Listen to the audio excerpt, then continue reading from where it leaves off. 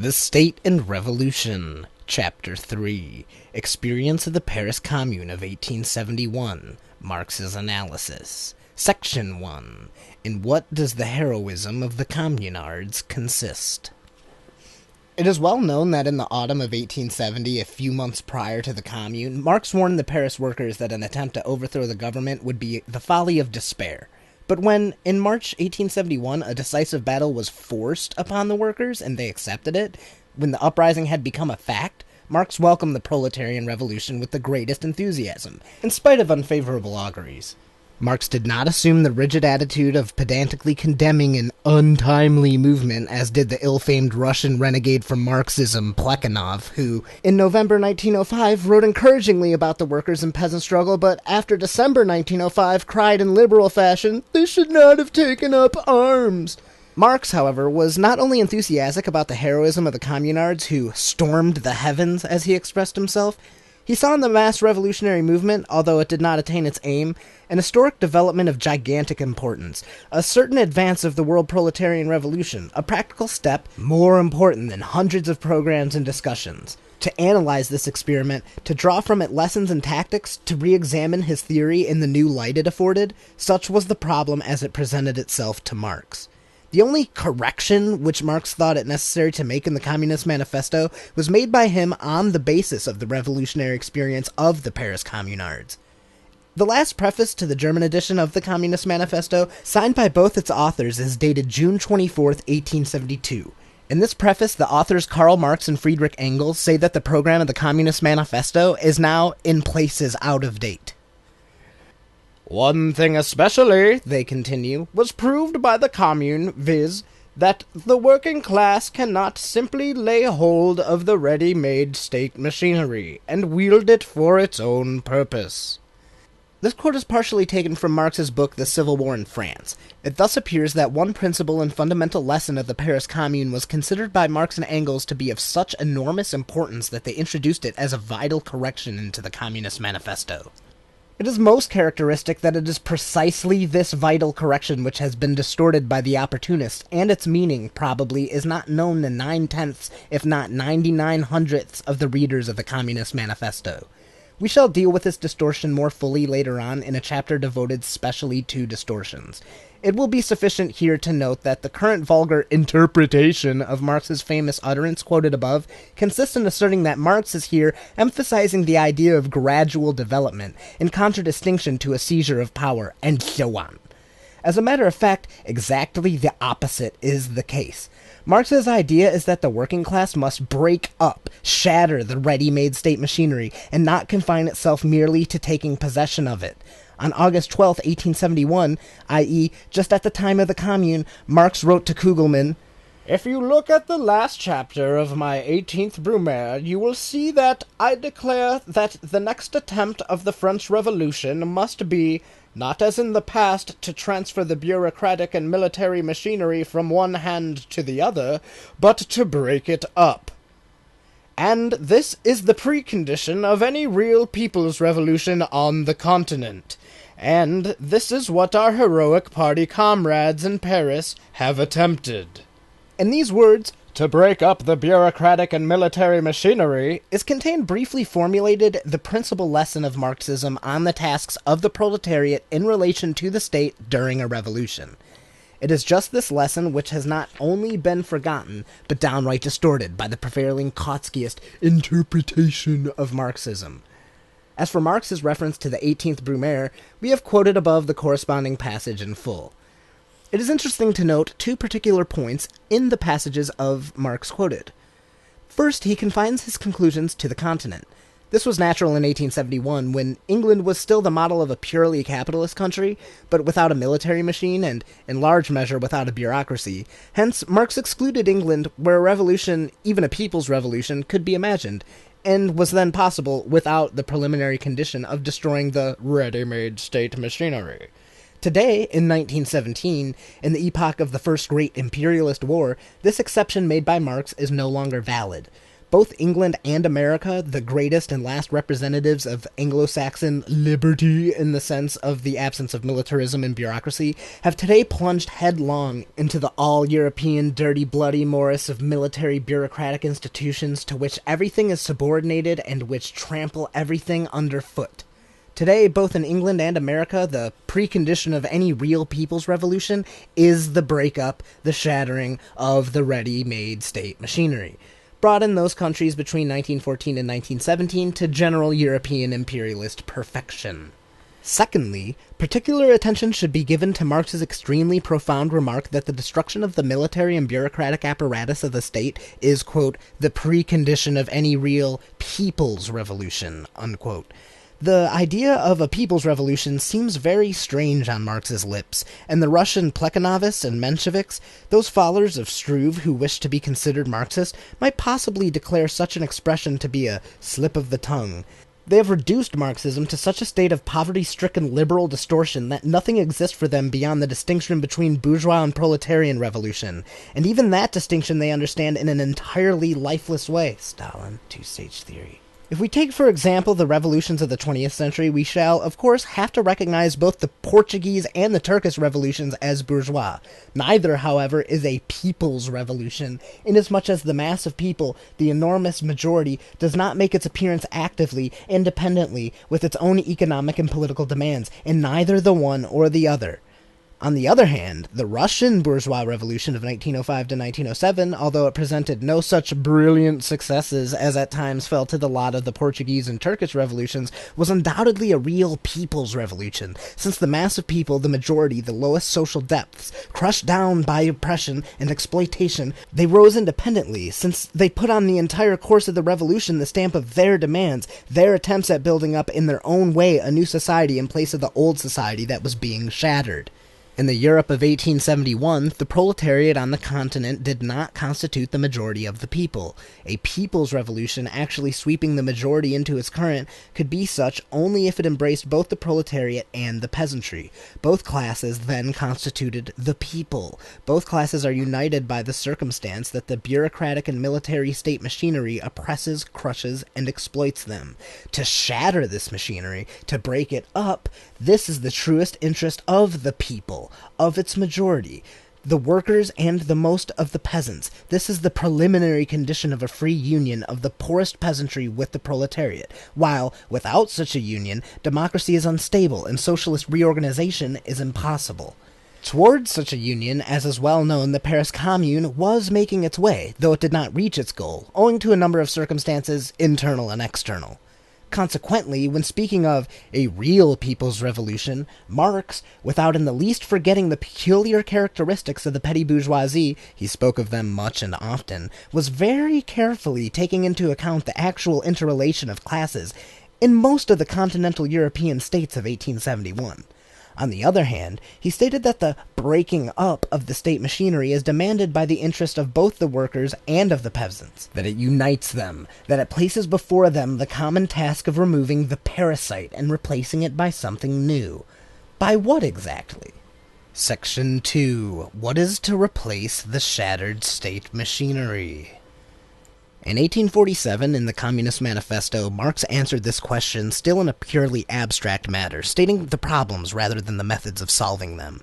To replace this machinery by the proletariat organized as the ruling class, by establishing democracy, such was the answer of the Communist Manifesto. Without resorting to utopia, Marx waited for the experience of a mass movement to produce the answer to the problem as to the exact forms which this organization of the proletariat as the ruling class will assume, and as to the exact manner in which this organization will be combined with the most complete, most consistent establishment of democracy. The experiment of the Commune, meager as it was subjected by Marx to the most careful analysis in his The Civil War in France. Let us quote the most important passages of this work. They're developed in the 19th century, he says, originating from the days of absolute monarchy. The centralized state power, with its ubiquitous organs of standing army, police, bureaucracy, clergy, and judicature. With the development of class antagonism between capital and labor, the state power assumed more and more the character of the national power of capital over labor.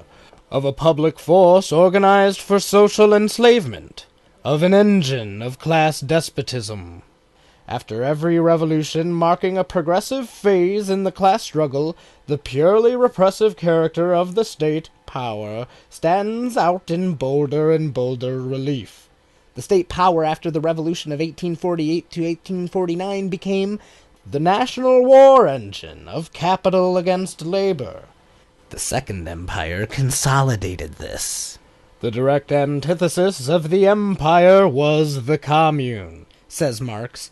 It was the positive form of a republic that was not only to supersede the monarchical form of class rule, but class rule itself. What was this positive form of the proletarian, the socialist republic? What was the state it was beginning to create? The first decree of the commune was the suppression of the standing army, and the subordination for it of the armed people, says Marx. This demand now figures in the program of every party calling itself socialist, but the value of their programs is best shown by the behavior of our socialist revolutionaries and Mensheviks who, even after the revolution of March 12, 1917, refused to carry out this demand in practice. The commune was formed of municipal councillors, chosen by universal suffrage in various wards of the town, responsible and revocable at short terms. The majority of its members were naturally working men or acknowledged representatives of the working class. Instead of continuing to be the agent of the central government, the police was at once stripped of its political attributes, and turned into the responsible and at all times revocable agent of the commune. So were the officials of all other branches of the administration. From the members of the commune downwards, the public service had to be done at working men's wages.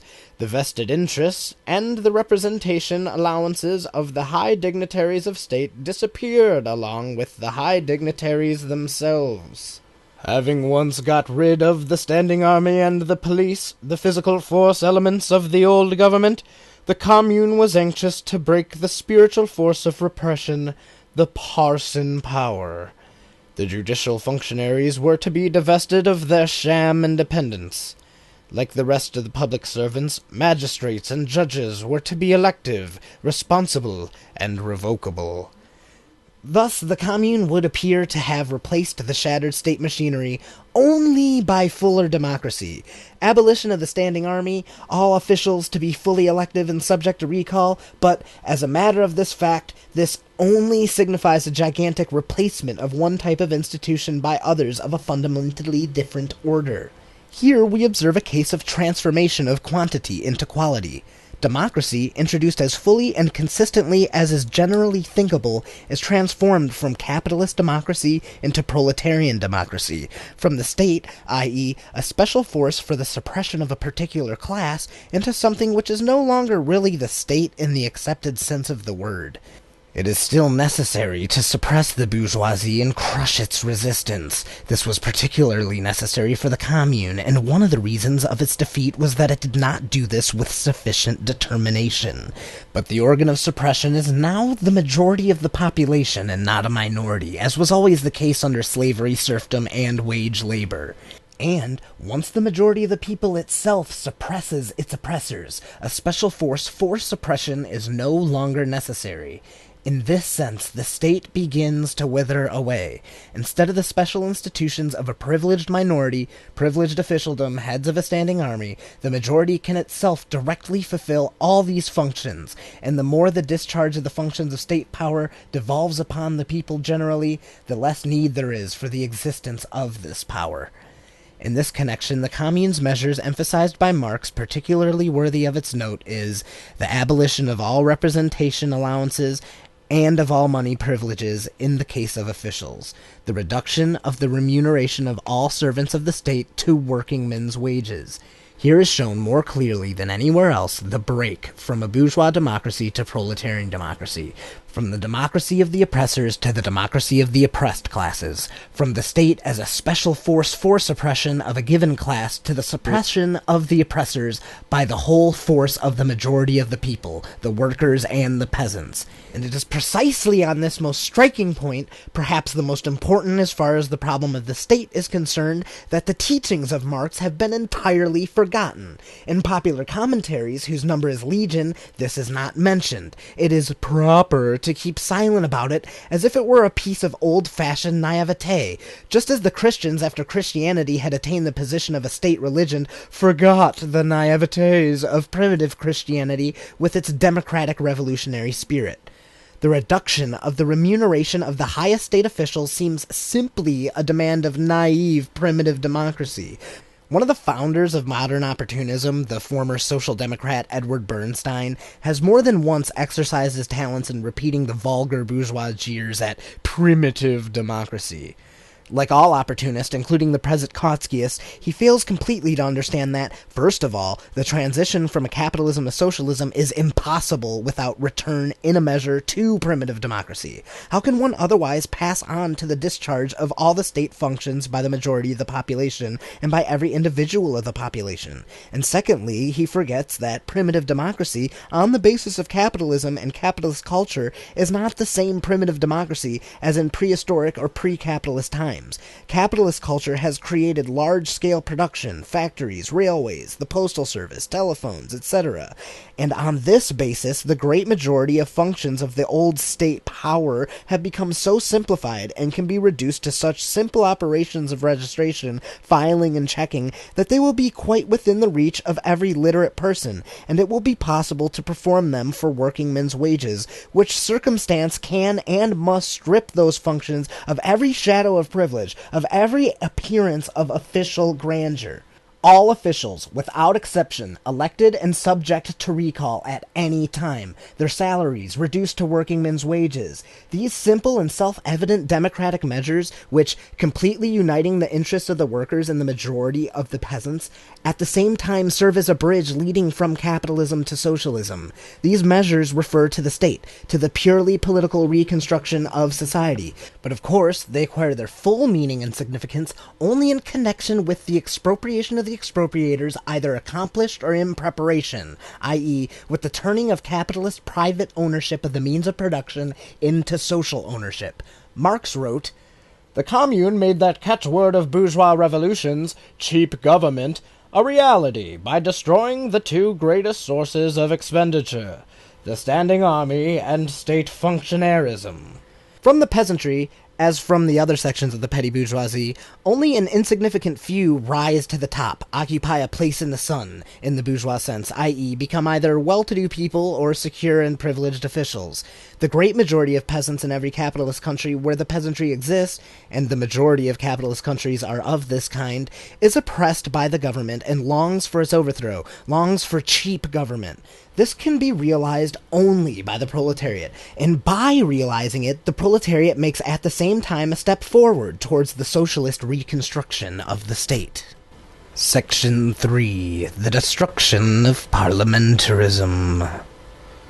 "The Commune," says Marx, "was to be a working, and not a parliamentary body, executive and legislative at the same time.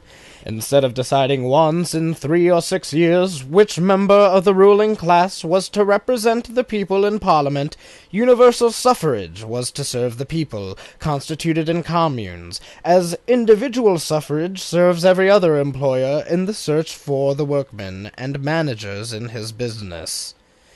This remarkable criticism of parliamentarism made in 1871 also belongs to the forgotten words of Marxism.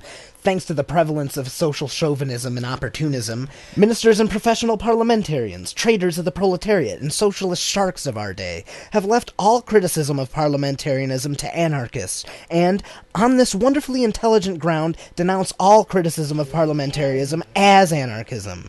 It is not surprising that the proletariat of the most advanced parliamentary countries, being disgusted with such socialists, has been giving its sympathies more and more to anarcho-syndicalism, in spite of the fact that it is but the twin brother of opportunism. But to Marx, revolutionary dialectics was never the empty fashionable phrase, the toy rattle, which Plekhanov, Kautsky, and the others have made of it. Marx knew how to break with anarchism ruthlessly for its inability to make use of the stable of bourgeois parliamentarism, especially at a time when the situation was not revolutionary. But at the same time, he knew how to subject parliamentarism to a really revolutionary proletarian criticism. To decide once every few years which member of the ruling class is to repress and oppress the people through parliament. This is the real essence of bourgeois parliamentarism, not only in parliamentary constitutional monarchies, but also in the most democratic republics.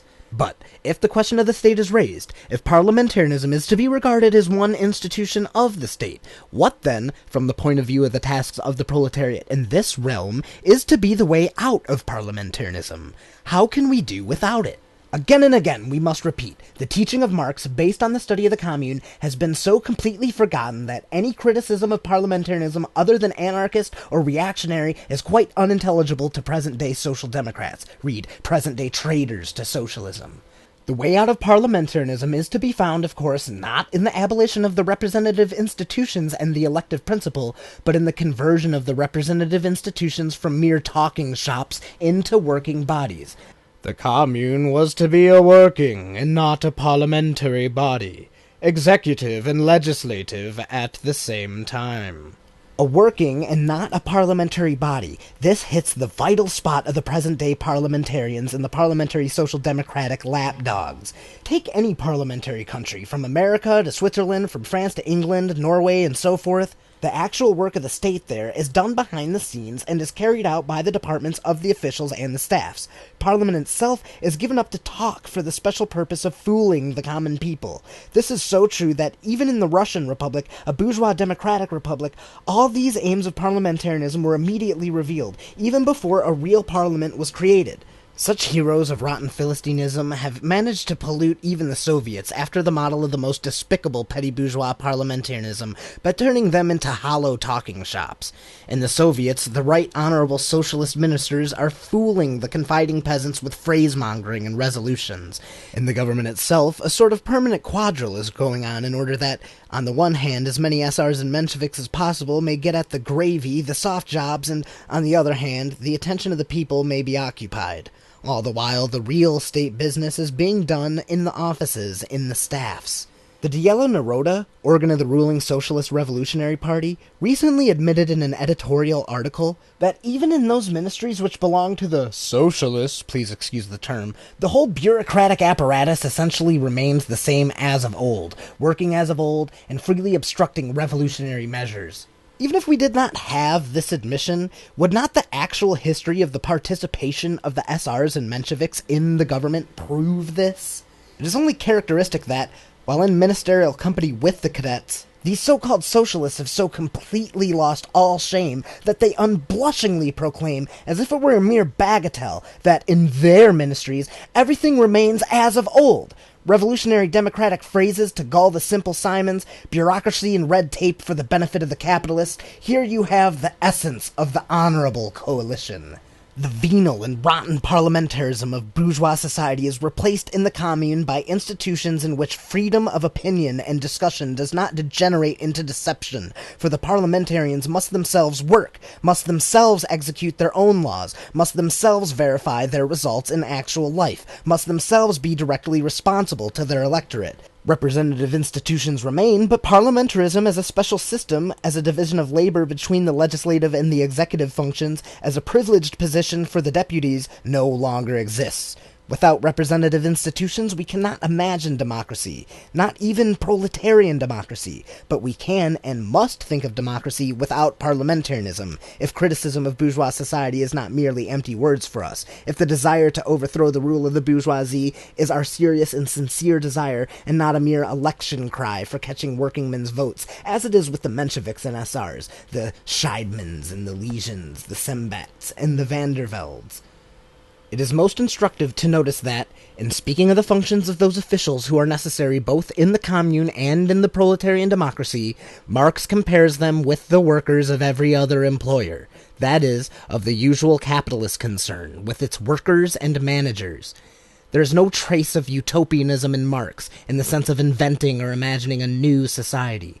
No, he studies, as a process of natural history, the birth of the new society from the old, the forms of transition from the latter to the former. He takes the actual experience of a mass proletarian movement and tries to draw practical lessons from it. He learns from the commune, as all great revolutionary thinkers have not been afraid to learn from the experience of great movements of the oppressed classes, never preaching them pedantic sermons, such as Plekhanov's "They should not have taken up arms," or Tseretelli's "A class must know how to limit itself." To destroy officialdom immediately, everywhere, completely, this cannot be thought of. That is utopia. But to break up at once the old bureaucratic machine, and to start immediately the construction of a new one which will enable us gradually to reduce all officialdom to naught, this is no utopia. It is the experience of the commune. It is the direct and urgent task of the revolutionary proletariat. Capitalism simplifies the functions of the state administration. It makes it possible to throw off commanding methods and to reduce everything to a matter of the organization of the proletarians, as the ruling class, hiring working men and managers in the name of the whole society. We are not utopians. We do not indulge in dreams of how to do away immediately with all administration, with all subordination. These anarchist dreams, based upon a lack of understanding of the lack of proletarian dictatorship, are basically foreign to Marxism, and, as a matter of fact, they serve but to put off the socialist revolution until human nature is different. No, we want the socialist revolution with human nature as it is now, with human nature that cannot do without subordination, control, and managers. But if there be subordination, it must be to the armed vanguard of all the exploited and the laboring, to the proletariat. The specific commanding methods of the state officials can and must begin to be replaced immediately, within 24 hours, by the simple functions of managers and bookkeepers, functions which are now already within the capacity of the average city dweller, and can well be performed for workingmen's wages. We organize large-scale production, starting from what capitalism has already created. We workers ourselves, relying on our own experience as workers, establishing a strict and iron discipline, supported by the state power of the armed workers, shall reduce the role of the state official to that of simply carrying out our instructions as responsible, moderately paid managers, of course, with technical knowledge of all sorts, types, and degrees. This is our proletarian task. With this, we can and must begin when carrying through a proletarian revolution. Such a beginning, on the basis of large-scale production, of itself leads to the gradual withering away of all bureaucracy, to the gradual creation of a new order, an order without quotation marks, an order which has nothing to do with wage slavery, an order in which the more and more simplified functions of control and accounting will be performed by each in turn, will then become a habit, and will finally die out as special functions of a special stratum of the population. A witty German social democrat of the 70s of the last century called the post office an example of the socialist system. This is very true. At present, the post office is a business organized on the lines of a state capitalist monopoly. Imperialism is gradually transforming all trust into organizations of a similar type. Above the common workers, who are overloaded with work and starving, there stands here the same bourgeois bureaucracy. But the mechanism of social management is here already to hand. Overthrow the capitalist, crush with the iron hand of the armed workers the resistance of those exploiters, break the bureaucratic machine of the modern state, and you have before you a mechanism of the highest technical equipment, freed of parasites, capable of being set into motion by the united workers themselves, who hire their own technicians, managers, bookkeepers, and pay them all, as indeed every state official, with the usual worker's wage. Here is a concrete, practicable task, immediately realizable in relation to all trusts, a task that frees workers of the exploitation and makes use of the experience, especially in the realm of construction of the state, which the commune began to reveal in practice. To organize the whole national economy like the postal system, in such a way that the technicians, managers, bookkeepers, as well as all officials should receive no higher wages than workingmen's wages, all under the control and leadership of the armed proletariat, this is our immediate aim. This is the kind of state and economic basis we need. This is what will produce the destruction of parliamentarism while retaining representative institutions. This is what will free the laboring classes from the prostitution of these institutions by the bourgeoisie. Section 4. The Organization of National Unity. In a rough sketch of national organization which the Commune had no time to develop, it states clearly that the Commune was to be the political form of even the smallest country hamlet. From these communes would be elected the national delegation at Paris. The few but important functions which still would remain for central government were not to be suppressed, as has been intentionally misstated, but were to be discharged by communal, and therefore strictly responsible agents. The unity of the nation was not to be broken, but, on the contrary, to be organized by the communal constitution, and to become a reality by the destruction of state power, which claimed to be the embodiment of that unity independent of, and superior to, the nation itself, from which it was but a parasitic excrescence. While the merely repressive organs of the old governmental power were to be amputated, its legitimate functions were to be wrested from an authority usurping preeminence over society itself, and restored to the responsible agents of society. To what extent the opportunists of contemporary social democracy have failed to understand, or perhaps it would be more true to say did not want to understand, these observations of Marx, is best shown by the famous book of the renegade Bernstein, Evolutionary Socialism. It is just in connection with the above passage from Marx that Bernie wrote saying that this program, in its political content, displays, in all its essential features, the greatest similarity to the federalism of Proudhon. In spite of all the other points of difference between Marx and the petty bourgeois Proudhon, Bernstein places the word petty bourgeois in quotation marks in order to make them sound ironic. On these points, their ways of thinking resemble each other as closely as could be.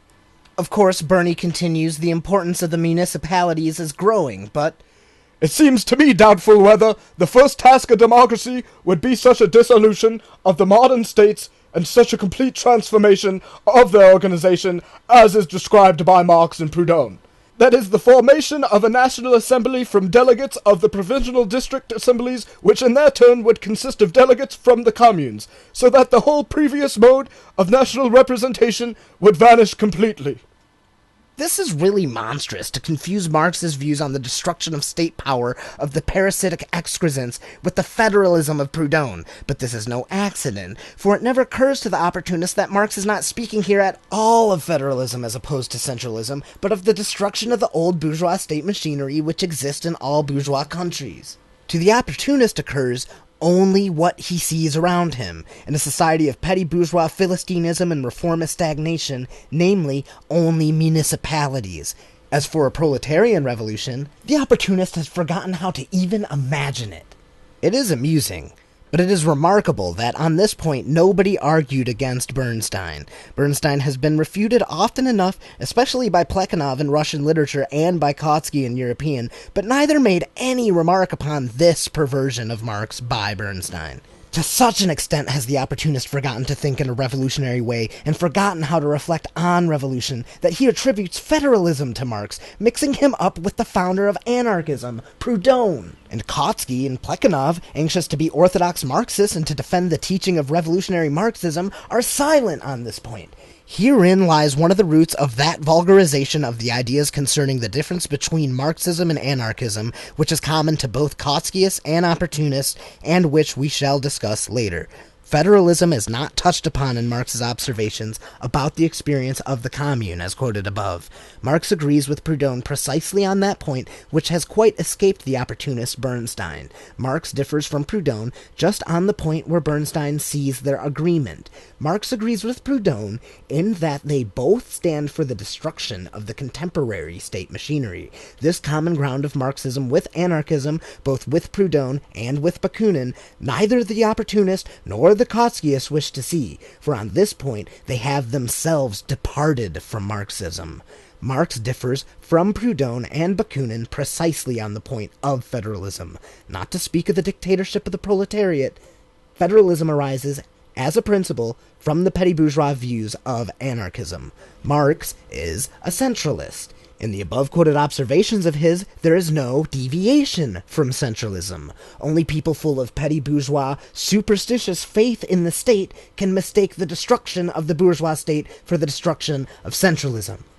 But Will it not be centralism if the proletariat and the poorest peasantry take the power of the state into their own hands, organize themselves freely into communes, and unite with the actions of all the communes in striking at capital, and crushing the resistance of the capitalist, in the transfer of private property in railways, factories, land, and so forth, to the entire nation, to the whole of society? Will that not be the most consistent democratic centralism, and proletarian centralism at that?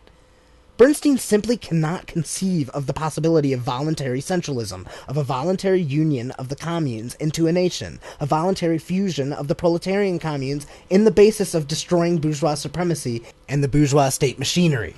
Like all Philistines, Bernstein can imagine centralism only as something from above, to be imposed and maintained solely by means of bureaucracy and militarism. Marx, as though he foresaw the possibility of the perversion of his ideas, purposefully emphasizes that the accusation against the commune that it desired to destroy the unity of the nation, to do away with a central power, was a deliberate falsehood. Marx purposely uses the phrase to organize the unity of a nation so as to contrast conscious democratic proletarian centralism to bourgeois military bureaucratic centralism. But no one is so deaf as he who will not hear.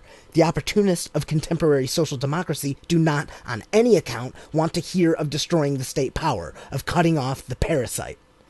Section 5. Destruction of the Parasite-State. We have already quoted part of Marx's statements on this subject, and must now complete his presentation.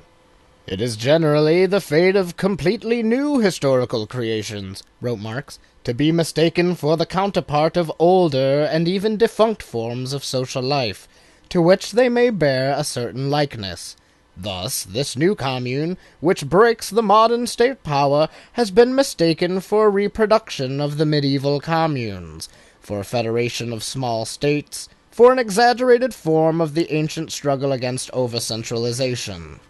The communal constitution would have restored to the social body all the forces hitherto absorbed by the state parasite feeding upon and clogging the free movements of society. By this one act it would have initiated the regeneration of France. The communal constitution brought the rural producers under the intellectual lead of the central towns of the districts, and there secured to them, in the working man, the natural trustees of their interests.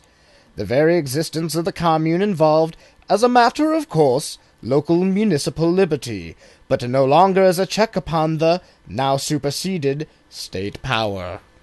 Breaks the modern state power, which was a parasitic excrescence, its amputation, its destruction, the now superseded state power. These are the expressions used by Marx regarding the state, when he appraised and analyzed the experience of the commune. All this was written a little less than half a century ago, and now one has to undertake excavations, as it were, in order to bring uncorrupted Marxism to the knowledge of the masses. The conclusions drawn from the observations of the last revolution through which Marx lived have been forgotten, just at the moment when the time had arrived for the next great proletarian revolutions. The multiplicity of interpretations to which the commune has been subjected, and the multiplicity of interests which construed it in their favor, show that it was a thoroughly expansive political form, while all previous forms of government have been emphatically repressive. Its true secret was this: it was essentially a working-class government, the product of the struggle of the producing against the appropriating class, the political form at last discovered under which to work out economical emancipation of labor. Except on this last condition, the communal constitution would have been an impossibility and a delusion. The utopians busied themselves with the discovery of political forms under which the socialist reconstruction of society could take place. The anarchists turned away from the question of political forms altogether. The opportunists of social democracy accepted the bourgeois political forms of a parliamentary democratic state as the limit which cannot be overstepped. They broke their foreheads praying before this idol, denouncing as anarchism every attempt to destroy these forms. Marx deducted from the whole history of socialism and political struggle that the state was bound to disappear, and that the transitional form of its disappearance, the transition from the political state to no state, would be the proletariat organized as the ruling class. But Marx did not undertake the task of discovering the political forms of this future stage. He limited himself to an exact observation of French history, its analysis, and the conclusion to which the year 1851 had led, that matters were moving towards the destruction of the bourgeois machinery of state. And when the mass revolutionary movement of the proletariat burst forth, Marx, in spite of the failure of that movement, in spite of its short life and its patent weakness, began to study what political forms it had disclosed. The Commune is the form at last discovered by the proletarian revolution under which the economic liberation of labor can proceed. The Commune is the first attempt of proletarian revolution to break up the bourgeois state machinery and constitutes the political form at last discovered, which can and must take the place of the broken machine. We shall see below that the Russian revolutions of 1905 and 1917, in different surroundings and under different circumstances, continued the work of the Commune and confirmed the historic analysis made by the genius of Marx.